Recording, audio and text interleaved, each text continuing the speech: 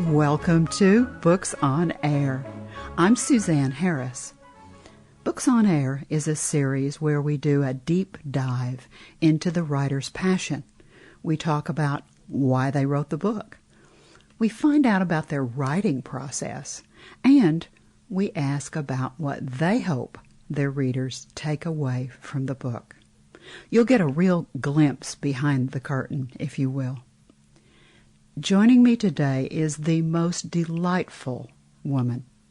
Her name is Jean Ferdinand Tannis, and she has written a captivating book titled My Father, the Captain. Jean, welcome to Books on Air. It's such a pleasure to have you. I've enjoyed our conversation already. Thank you very much. Thanks for having me.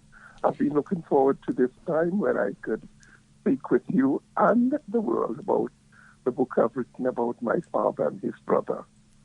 My Father, the Captain. It's fascinating. I was just captivated. I mean, let's tell our listeners, let's give them a little overview of what the story's about, because it's not only a family story, but there's also a religious component within the book. So let's give them a little idea of what the book's about. The book is about two brothers from a very small island in the Caribbean, in the Eastern Caribbean, an island called Bequia. It is spelled Bequia, but it is pronounced Bequia. And it is an island governed by the island of St. Vincent. The brothers were just ordinary men and on the island, but they had an ambition and a desire to build ships, because to get from one island to the other, they had to have a deep vision to see that's the only means of transport.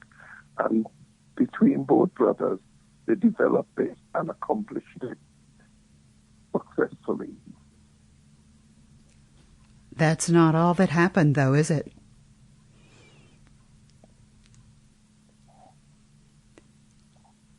There's so much that you talk about in the book. The cover of the book I thought was exquisite. It's a beautiful sailing ship. Tell me what that sailing ship is. The sailing ship, it's a schooner.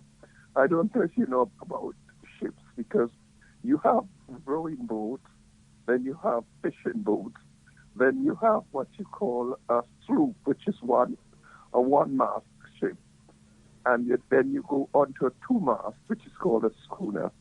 And the schooner is what the whole thing is about. The both brothers built schooners, and these schooners traded from one island to the other. They did it with passion, with a lot of love, and they had a lot of interest in the people around them, because there was no other means of transport.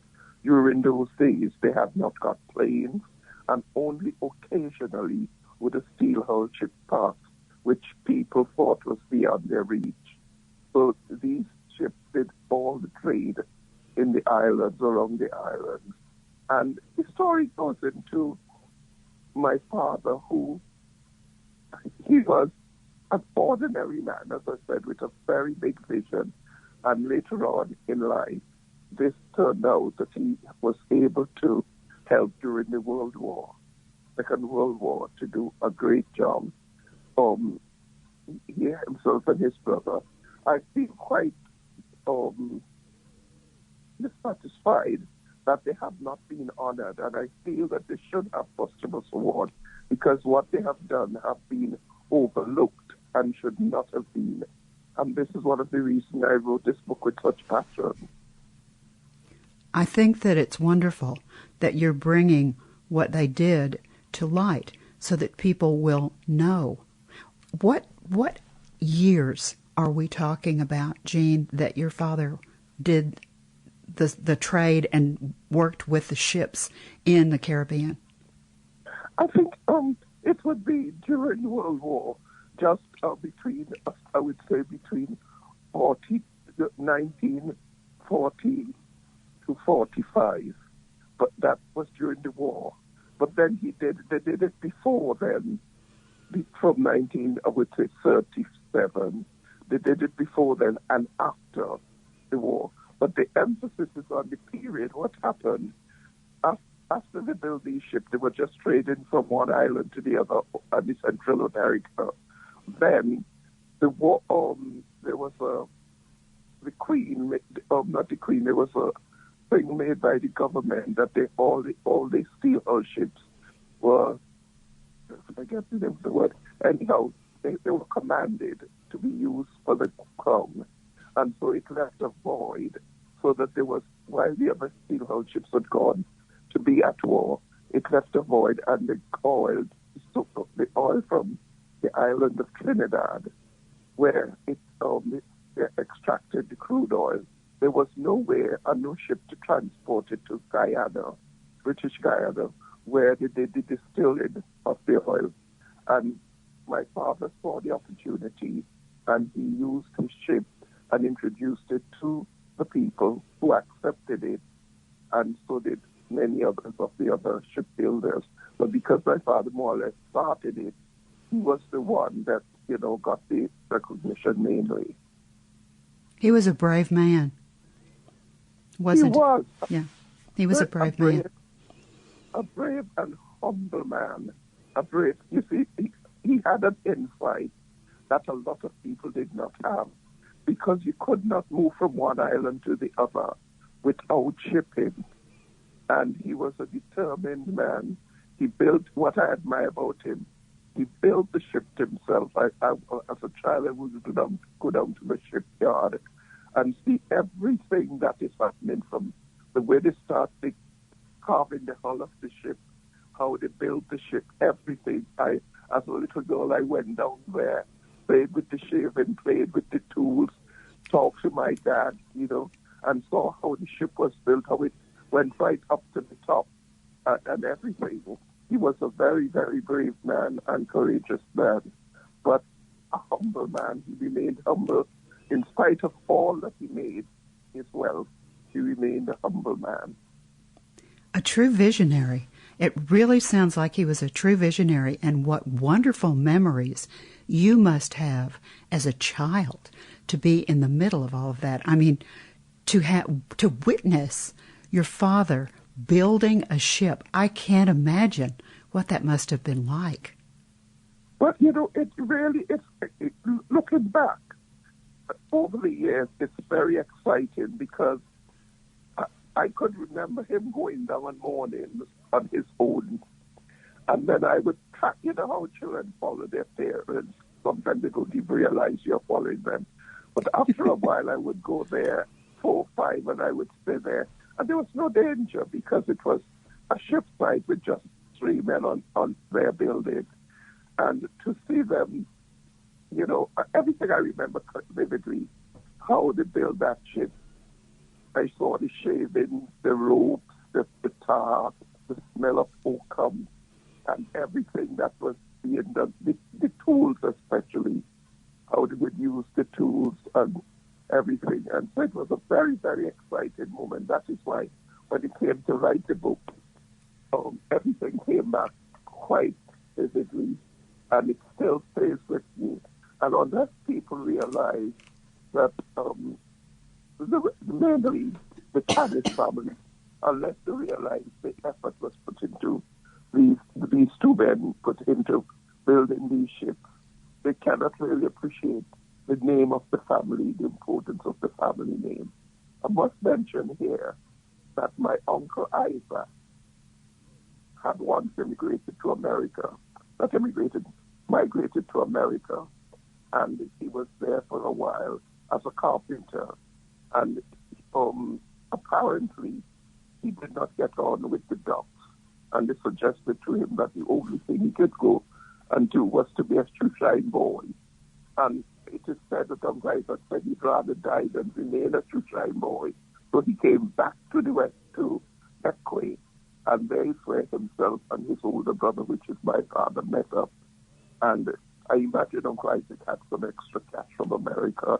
My father had the knowledge and the skill, and they both got together and worked together, and they started the shipbuilding business, which was very successful. People my age and older would remember These ships were up and down all over the Caribbean, in all the islands, wherever you went. They were the main means of transportation for everything, for human, animals, provision, groceries, everything. It's just amazing. It's just amazing to think that your father was first. That's just astonishing to me. You just must be so proud of him because of everything he did, his creativity, his forward thinking, his visionary, the way that he helped in the war. I mean, he sounds like a larger than life person almost because of all the qualities. I mean, a lot of people, when he's at home especially, I once said to him when I was at boarding school in Trinidad, he came to visit me and was in his same clothes, just his brown cap suit and a sandals and a cap. And I said to him, I said to him, "Oh, Daddy," I said, "Papi, why didn't you dress up?" And he said to me, "Dress up? What do you mean dress up?"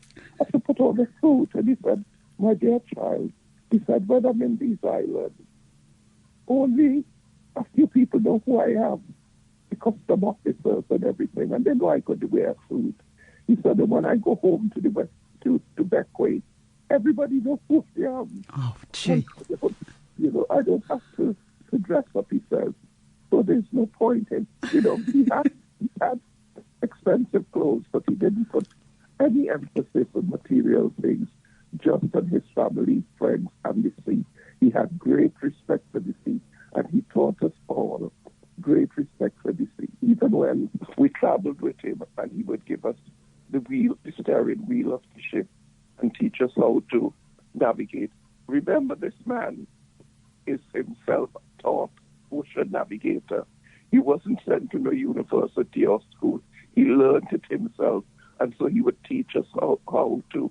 If say he was moving from Beckway to St. Vincent, which is the main island, once he tacked and he got to see the island, he would teach us how to keep the wheel and how to keep it so in the middle of the island, so that if we roll the ship to the left, once the waves have passed, we have to make sure that we get the wheel back right to the middle of hell. And he would let us sail these icy water, high seas, the deep, big waves, until we get to the harbor. And then when we reach to what they call tack, whatever that means, I don't know, the tack, he would take the wheel from us. He was a real visionary and, very, nobody speaks badly of him, a very, how would I express him? Not just a caring man, very concerned about the neighbors and everybody in the extended family. This is who he was. And I feel really that he's a man that should be given some recognition.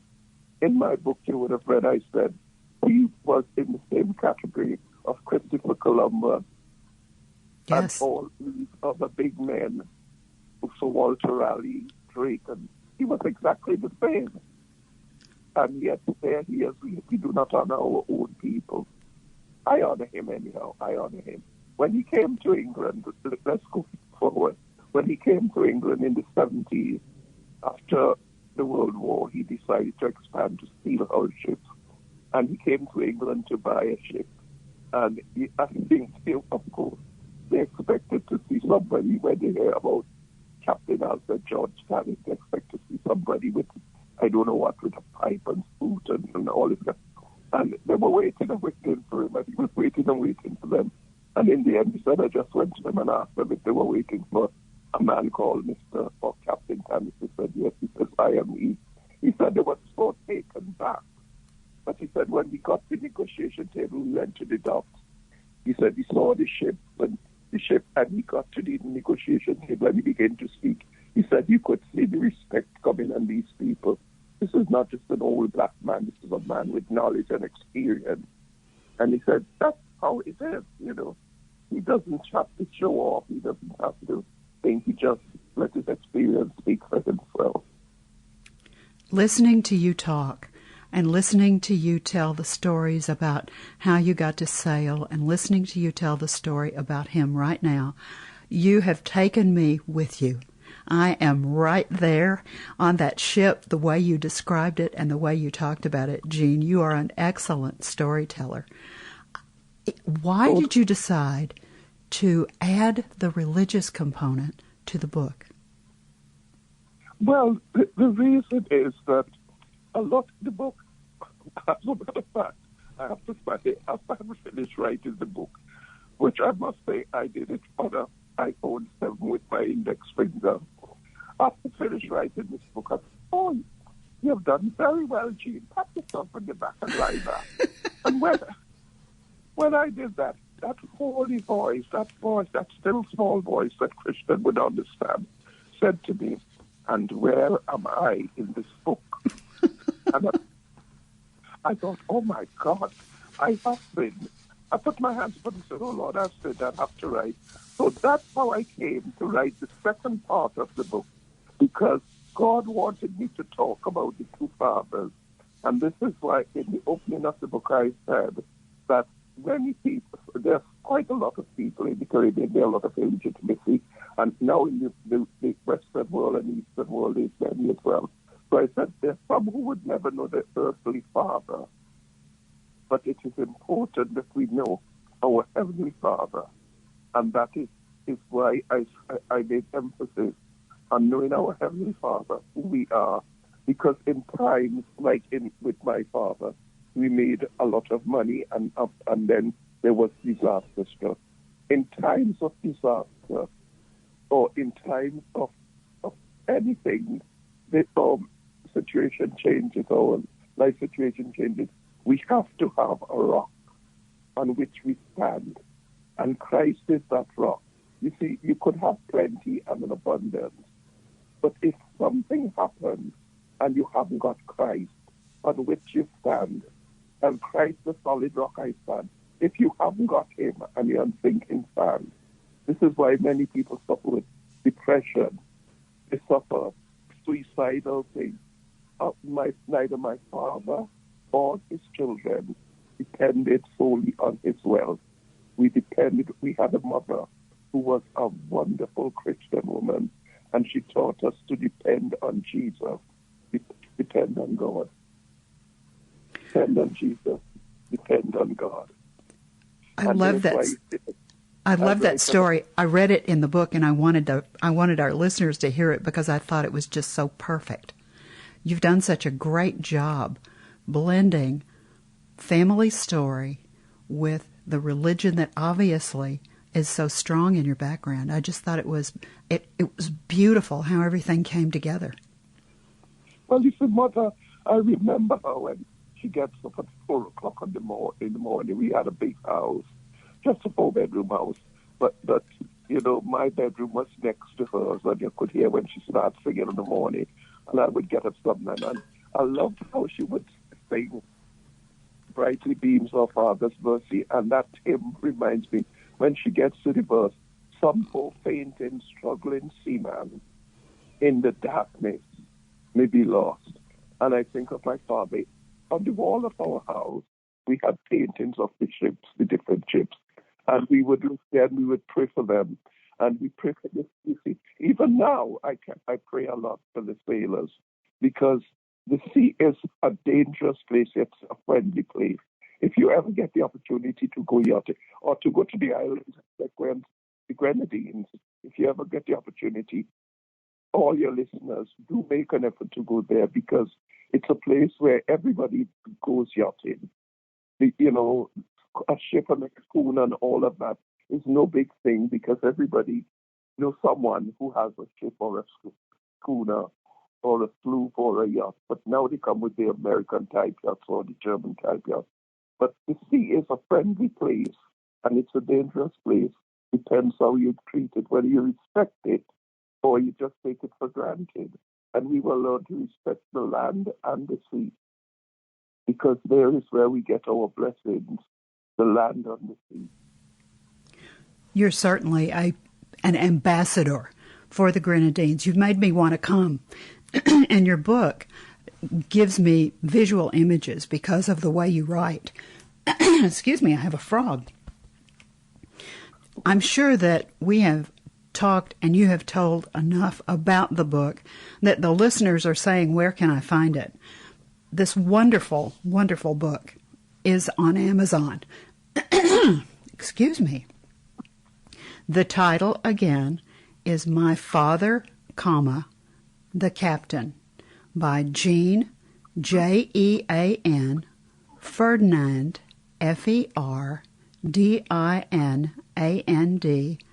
Tannis, Tannis. When you click on those words, that beautiful cover will come up and you'll see that beautiful schooner that Jean and I were talking about a few minutes ago.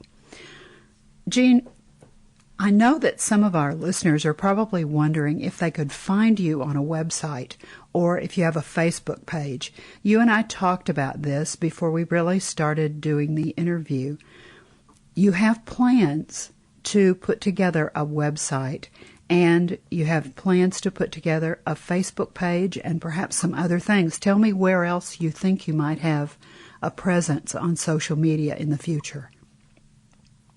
Well, on the website, I want to display things like the family crest. Perfect. And things about Beckway and the Grenadines, because it is a place that I hold dear to my heart. The Grenadines, it's somewhere that I think everybody should try and make a trip. As a matter of fact, I understand just last week, a royal member of the family and his wife was on one of the islands called Canawan on holiday. You see, the island of Beckway and the Grenadines, we believe that everybody was born equally, 2 hands, 2 feet, and eyes, and so no matter who you are, once we have seen you, we don't go chasing after you like the paparazzi or anything like that. And I'll be having on my website, as I said, the family crest, things that the family and others could purchase or go and look at. And we'd have the social media. Plans are laid for the social media, but I can't speak much about it because technology isn't part of my, I understand completely. Yes. Probably you will also plan to have a little presence on Facebook. And I think you were talking about Instagram because I believe with all of the beauty that you've described, I'm sure that you'll want to post some pictures of the Grenadines and of the various islands. And I mean, I just can't wait to see these on your Instagram page. And I think you have some grandchildren who plan to help you with this. Is that right? Oh, that's right. Most certainly. They know about technology, so they would be able to do it. And we have plans to post a lot about the Grenadines and St. Vincent. We mustn't forget St. Vincent, the head of government, and all the islands in the Grenadines. And I said to myself, I don't want to say too much about the Grenadines, a lot about the book. But the book is the Grenadines, and the Grenadines is the book. They're entwined. That's perfect. We cannot, what I would love to see, and I would put it out there, I would put it on my Instagram. If there are any persons there who believe in shipbuilding, making sails, cutting sails and making sails for schooners and sailing ships, if they want to come back to that place called Beckway, this is what I would like to see happen, that this shipping industry be resurrected again, because famous people spent hours just looking at our men cutting sails and sewing it and making all these big, rigging out a ship. It was to them it was impossible to see an ordinary man on an island rigging out a ship as if he was from a university, taught at a university. These things were taught, handed down to us, and it's something we should not lose. So if there are any entrepreneur out there who would love to do shipbuilding, I'm sure the government of St. Vincent wouldn't mind getting in touch with you. If you would get in touch with me, I would be putting it on my Instagram page, and, you can come over and we can start something. I think that would be great. And I know that when you get on Facebook and when you create the website and when you get the Instagram done, that it will involve your name. So let me spell your name and give it so that the listeners can hear me say it and they can look for you by your name. It's Jean, Jean, Ferdinand, Ferdinand,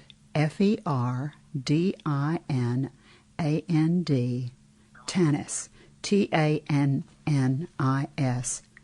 Jean, I can't tell you how delightful you have been to speak with today. This has just been wonderful for me to be able to talk to you. Our time is coming to an end, and I want you to have the last word about the book.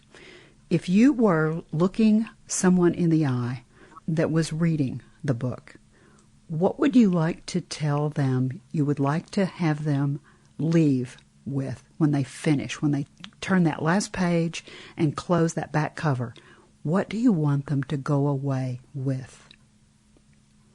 Well, I would like them to go away. One of the things is a story my father told me, and I never know I've never seen him with emotion, but he told me a story which remains with me about one day it was his watch, and it was early morning, and he said he smelled a very unusual smell from the galley, and from the galley, with the smell rushed the cook from the galley, and he was excited, and he said, "Captain, the galley is on fire. Captain, the galley is on fire." And my father said, it didn't register on him, but soon after a large flame came out of the galley, a tongue of fire. And he said when he saw that flame of fire, and he realized there's fire in the galley and 600 barrels of crude oil in the hull, he said, I held on to the wheel and I said, "Oh God." And I wouldn't tell you the rest of that story. When you get to the book, you would read the rest of the story, and you would know why I finished my book by saying, disappointment is inevitable, but discouragement is a choice. No matter how disappointed you get, never become discouraged, because we have a God, and He's overall. He never slumbers nor sleeps, and that is what keeps me. His grace and mercy.